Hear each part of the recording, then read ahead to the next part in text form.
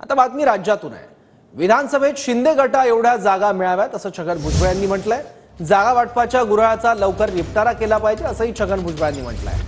काहींना वाटलं याला भाषणाला बोलवलं तर मतं कमी पडतील असा टोलाही भुजबळ यांनी लगावलाय। भाषणाला गेलो नाही तरी त्यांचा काही फायदा झाला नाही असंही भुजबळ म्हणाले। मागच्या वेळेला काहीतरी 80 जागा आम्हाला कमीत कमी मिळाल्या पाहिजेत, अधिक मिळाल्या पाहिजेत, तर एक ताबडतोब माझ्या विरुद्ध बोलायला लागले। हे असं नाही बोलायचं काम, तसं नाही बोलायचं काम। बरं बाबा, नाही बोलत। अरे पण जोपर्यंत जे आहे, माझं म्हणणं एवढंच आहे की शेवटपर्यंत जे आहे ना, ते जागा वाटपाचं गुऱ्हाळ जे म्हणतात ना, ते चालवून तुमचा फायदा होणार नाही। त्याचं लवकर निपटारा करायला पाहिजे। ठीक आहे, सीट्स वाटून घ्या, उमेदवार काय करायचे ते तुम्ही नंतर ठरवा, पण तुम्ही आम्हाला देणार नाही, ठीक आहे ना।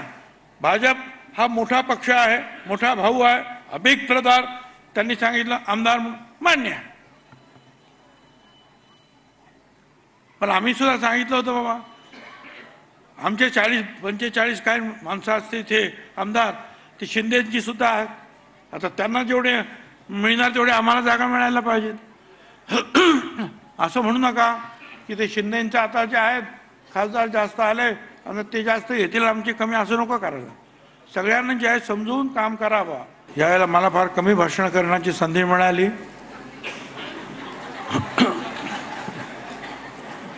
आता काय काय लोकांना वाटत होतं याला बोलवलं तर माझी मतं कमी पडतील, पण काय करायचं, मी न जाऊन सुद्धा असा काय फायदा झाला नाही, तर काय करायचं।